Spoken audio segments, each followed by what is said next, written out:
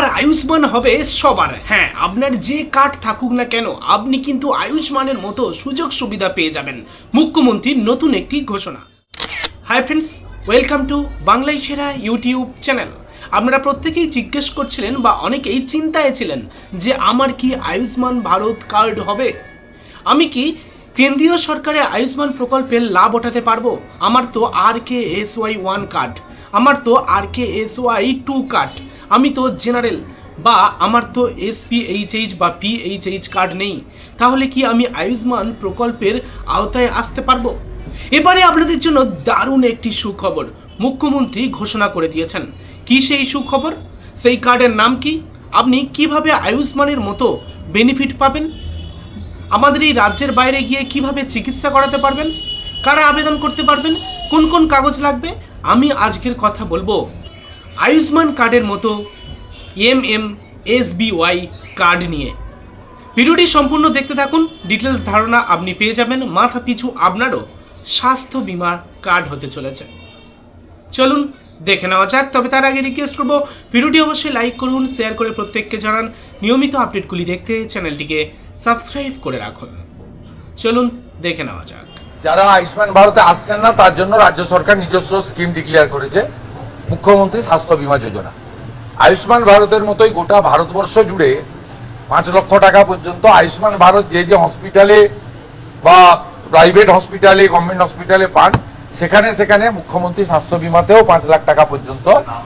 বন্ধুরা, আশা করি মুখ্যমন্ত্রীর এই ঘোষণাটা আপনারা শুনে আপনাদের ধারণা সম্পূর্ণ ক্লিয়ার হয়ে গিয়েছে। আমি আজকের কথা বলবো MMSBY অর্থাৎ মুখ্যমন্ত্রী স্বাস্থ্য বীমা যোজনা নিয়ে। যে যোজনা আপনি কিন্তু সম্পূর্ণ আয়ুষ্মান ভারত প্রকল্পের মতো, হ্যাঁ, এই যোজনা থেকে আয়ুষ্মান ভারত প্রকল্পের মতো আপনি লাভ ওঠাতে পারবেন।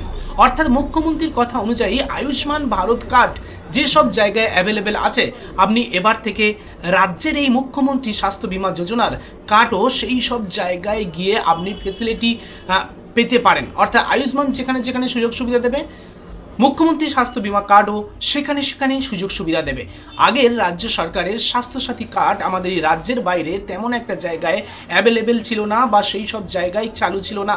কিন্তু এবারে মুখ্যমন্ত্রী স্বাস্থ্য বীমা যোজনা নতুন এই কার্ডের দ্বারা আপনি রাজ্যের বাইরে গিয়েও চিকিৎসার লাভ ওঠাতে পারবেন। হ্যাঁ বন্ধুরা, একদম ভালো একটি আপডেট, যেখানে 5 লক্ষ টাকা পর্যন্ত ক্যাশলেস চিকিৎসার সুবিধা পাবেন। অর্থাৎ বিনামূল্যে 5 লক্ষ টাকার আপনি কিন্তু চিকিৎসা পেয়ে যাবেন। এখানে আপনাদের অনেকের প্রশ্ন আছে যে এটা পরিবার পিছু একজনকে দেওয়া হবে নাকি মাথা পিছু একজনকে দেওয়া হবে। তো সেক্ষেত্রে বলে রাখি, আয়ুষ্মান ভারতের মতো এটা কিন্তু মাথা পিছু একজনকে দেওয়া হবে। অর্থাৎ পরিবারে যদি 4 জন সদস্য থাকে তাহলে 4 জনই কিন্তু পাবে মুখ্যমন্ত্রী স্বাস্থ্য বীমা যোজনার কার্ড।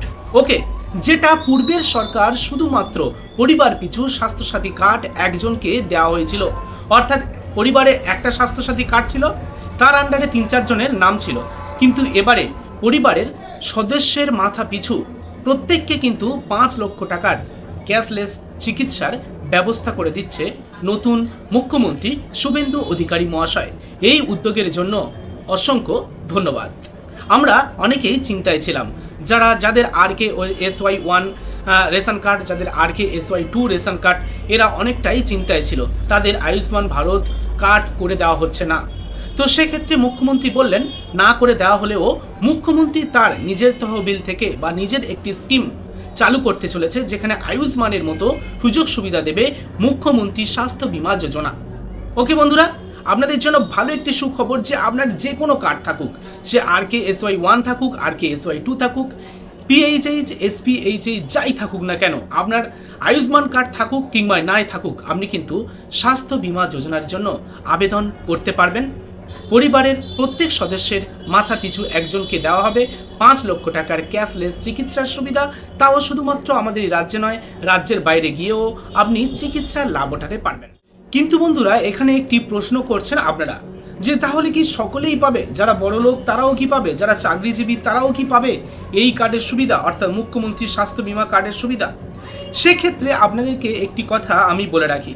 দেখুন, এখানে বলা হয়েছে যে সব পরিবারের বার্ষিক আয় 8 লক্ষের বেশি, তারা কিন্তু এই কার্ডের জন্য আবেদন করতে পারবেন না। এছাড়া পশ্চিমবঙ্গ হেলথ স্কিম অর্থাৎ WBHS এর আওতাভুক্ত সরকারি কর্মীরা বা পেনশনভোগীরা এই স্বাস্থ্য বীমা কার্ডের জন্য আবেদন করতে পারবেন না। এছাড়া CGHS অর্থাৎ সেন্ট্রাল গভর্নমেন্ট হেলথ স্কিমের আওতাভুক্ত কর্মচারীরা বা পেনশনভোগীরা এই কার্ডের জন্য আবেদন করতে পারবেন না। এছাড়া ESI অর্থাৎ এমপ্লয়িজ স্টেট ইন্স্যুরেন্সের আওতায় কর্মচারী বা পেনশনভোগীরা কিন্তু এই প্রধানমন্ত্রী স্বাস্থ্য বীমা যোজনা কার্ডের জন্য আবেদন করতে পারবেন না। এছাড়া কেন্দ্র বা রাজ্যের সরকারি সংস্থা, public sector, board, corporation, trust বা অনুরূপ প্রতিষ্ঠানের গ্রুপ মেডিকেল ইন্স্যুরেন্সের সুবিধাভোগীরা এই কার্ডের জন্য আবেদন করতে পারবেন না। নিয়মিত মেডিকেল অ্যালাউন্স পান এমন সরকারি বা বেসরকারি সংশ্লিষ্ট কর্মচারীরাও বা পেনশনভোগীরাও এই কার্ডের জন্য আবেদন করতে পারবেন না। এছাড়া 70 বছরের বয়সের বেশি ব্যক্তি, কারণ তাদের জন্য আলাদা স্বাস্থ্য কভারেজ ব্যবস্থা রয়েছে। 70 বছরের বেশি ব্যক্তি তারা কিন্তু আয়ুষ্মান ভারত প্রকল্পের জন্য আবেদন করতে পারবেন, তাদের জন্য আলাদা স্বাস্থ্য কভারেজ ব্যবস্থা রয়েছে। তাই 70 বছরের বেশি সিনিয়র সিটিজেন ব্যক্তিরা এই মুখ্যমন্ত্রীর স্বাস্থ্য বীমা যোজনার জন্য আবেদন করতে পারবেন না। তাহলে বুঝতে পারলেন কারা আবেদন করতে পারবেন না। আমি যে কটা পয়েন্ট বললাম এই কটা পয়েন্ট যদি আপনারা মনে রাখেন, এর বাইরে আপনারা প্রত্যেকেই আবেদন করতে পারবেন। ঠিক আছে, এবারে যদি আপনার মনে হয় যে এই প্রকল্পে আবেদন করার জন্য আপনাদের কি কি কাগজ লাগবে, কি কি ডকুমেন্টস লাগবে, খুবই গুরুত্বপূর্ণ। তো সেক্ষেত্রে বলে রাখি কি কি আপনাদের ডকুমেন্টস লাগবে। প্রথমেই এখানে আপনাদেরকে যেটা জানানো হচ্ছে, আপনি যদি এই মুখ্যমন্ত্রী অর্থাৎ SBY মুখ্যমন্ত্রীর স্বাস্থ্য বীমা যোজনা এই কার্ডের জন্য আবেদন করতে চান, সেক্ষেত্রে আধার কার্ড খুবই গুরুত্বপূর্ণ। পরিবারের প্রত্যেক সদস্যের কিন্তু আধার কার্ড দিতে হবে, কারণ প্রত্যেক সদস্যের কিন্তু আলাদা আলাদা মাথাপিছু কার্ড তৈরি করা হবে। যদি পূর্বে আপনাদের স্বাস্থ্যসাথী কার্ড থেকে থাকে তাহলে সেই স্বাস্থ্যসাথী কার্ডের নাম্বার আপনাকে কিন্তু এন্ট্রি করতে হবে, এবং স্বাস্থ্যসাথী কার্ডের জেরক্স কপিটাও আপনারা কিন্তু অ্যাটাচ করতে বলবেন না ফর্মের গায়ে। এছাড়া রেশন কার্ড বা পরিবারের পরিচয়পত্র, সেক্ষেত্রে রেশন কার্ডটা অবশ্যই জেরক্স করে আপনারা কিন্তু ফর্মের সাথে অ্যাটাচ করবেন। রেশন কার্ডের নাম্বার ফর্মের যথাযথ জায়গায় আপনি লিখে দেবেন। এছাড়া পশ্চিমবঙ্গের স্থায়ী বাসিন্দার প্রমাণপত্র রেসিডেন্সিয়াল সার্টিফিকেট একটি তুলে নেবেন এবং সেটাও ফর্মের গায়ে আপনারা অ্যাটাচ করবেন। এছাড়া আপনাদের আয়ের শংসাপত্র, ওকে, ইনকাম সার্টিফিকেট, এই ইনকাম সার্টিফিকেটটা পঞ্চায়েত থেকে দেওয়া হয় বা মিউনিসিপ্যালিটি থেকে দেওয়া হয়। আপনি খোঁজ নেবেন আপনাদের এলাকায় ইনকাম সার্টিফিকেট সংগ্রহ করে, সেটা কিন্তু আপনারা অবশ্যই ফর্মের গায়ে অ্যাটাচ করতে ভুলবেন না। নেক্সট আপনাদেরকে বলা হয়েছে মোবাইল নম্বর, এমন একটি মোবাইল নাম্বার দেবেন যে মোবাইল নাম্বারে আপনাদের আধার কার্ডের সাথে লিঙ্ক আছে, আপনাদের OTP যাবে, সব কিছু DVD লিঙ্ক ফিঙ্ক সব করা থাকবে। এইরকম রেডি করা একটি মোবাইল নাম্বার, যে মোবাইল নাম্বারটি আপনার আধার কার্ডের সাথে লিঙ্ক থাকবে, প্যান কার্ডের সাথে লিঙ্ক থাকবে, এই রকম একটি মোবাইল নাম্বার আপনারা দেবেন। এছাড়া পরিবারের সদস্যের তথ্য ও প্রয়োজনীয় পরিচয়পত্র এগুলো আপনাদের দিতে হবে, যেমন আপনাদের প্রয়োজনে ভোটার কার্ডও দিতে হতে পারে। যাদের এখানে আপনাদের প্যান কার্ড থাকবে তাদের ইনকামটা সরাসরি গভর্নমেন্ট যাচাই করতে পারবে, সেক্ষেত্রে আপনারা প্যান কার্ডও দেবেন। তো যত ক্লিয়ারভাবে ডকুমেন্টস আপনারা দেবেন তত কিন্তু আপনার জন্য ভালো হবে। আচ্ছা, এবারে তাহলে আপনারা জানতে পারলেন এখানে কোন কোন ডকুমেন্টস আপনাদের লাগবে। তবে যেটা গুরুত্বপূর্ণ বিষয়, কিভাবে এই কার্ড আপনারা তৈরি করবেন। আয়ুষ্মান ভারত কার্ডের কথা আমি বাদই দিলাম, কারণ এই কার্ডের সমতুল্য হতে চলেছে এইবারের মুখ্যমন্ত্রী স্বাস্থ্য বীমা কার্ড। এই কার্ডের জন্য আপনি কিভাবে আবেদন করবেন, তো সেক্ষেত্রে এখানে আপনাদেরকে বলে রাখবো যে আপনি কোথায় এবং কিভাবে আবেদন করতে পারবেন। তো এখানে আপনাদেরকে বলা হয়েছে যে কার্ড তৈরি করার জন্য আপনার পরিবারে স্বাস্থ্যসাথীতে নিবন্ধিত আছে কিনা তা যাচাই করা হবে। অর্থাৎ স্বাস্থ্যসাথী পোর্টালে বা প্রকল্পে বা স্বাস্থ্যসাথীতে আপনার পরিবারের সদস্যদের নিবন্ধিত আছে কিনা সেটা যাচাই করা হবে। আপনাদের আশা করি প্রত্যেকেরই স্বাস্থ্যসাথী কার্ড আছে এবং স্বাস্থ্যসাথীতে নিবন্ধিত করা আছে। এছাড়া মোবাইল নম্বর বা স্বাস্থ্যসাথীর রেজিস্ট্রেশন নাম্বার দিয়ে যোগ্যতা যাচাই করা হবে।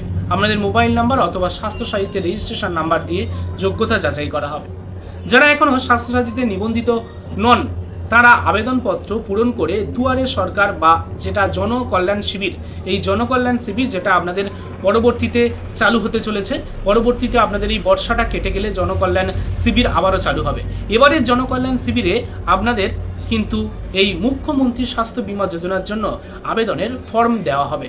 ওকে, এটা সবথেকে গুরুত্বপূর্ণ বিষয়। ফর্ম আপনারা পাবেন জনকল্যাণ শিবির থেকে এবং সেই জনকল্যাণ শিবির থেকে পাওয়া ফর্ম নিয়ে ফর্ম পূরণ করে প্রয়োজনীয় ডকুমেন্টস অ্যাটাচ করে জনকল্যাণ শিবিরে আবার আপনারা জমা করে মুখ্যমন্ত্রী স্বাস্থ্য বীমা যোজনার জন্য আবেদন করতে পারবেন। এটা কিন্তু সবথেকে সহজ একটি প্রসেস। এছাড়া ব্লক ডেভেলপমেন্ট অফিস বা পৌরসভা অফিসে গিয়েও আপনারা জমা করতে পারেন।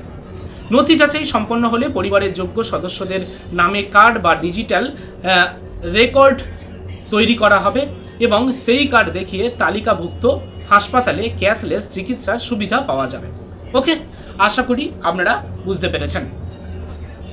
এখানে আপনারা প্রত্যেকেই কিন্তু আবেদন করতে পারবেন। আপনাদের শুধু বছরে 8 লক্ষের কম আপনাদের ইনকাম থাকতে হবে। যেসব পরিবারের বার্ষিক আয় 8 লক্ষের বেশি তারা কিন্তু আবেদন করতে পারবেন না। সরকারি কোনো স্কিমে, যেসব সেন্ট্রাল গভর্নমেন্ট হেলথ স্কিম আছে, এছাড়া পশ্চিমবঙ্গ হেলথ স্কিম আছে, ইএসআই আছে, এর আওতাভুক্ত আপনি না হলে আপনি কিন্তু আবেদন করতে পারবেন। আশা করি এই ভিডিওটির মাধ্যমে সম্পূর্ণ ধারণা আপনাদের ক্লিয়ার হয়েছে। এর ঊর্ধ্বেও আপনাদের কোনো কিছু জানার বা জিজ্ঞাসা থাকলে অবশ্যই কমেন্ট বক্সে কমেন্ট করে জানাবেন। আমি আপনাদের বন্ধু সঠিক উত্তর দিয়ে আপনাদেরকে সাহায্য করব। ভিডিওটি ভালো লাগলে লাইক করুন, শেয়ার করে প্রত্যেককে জানান। ধন্যবাদ।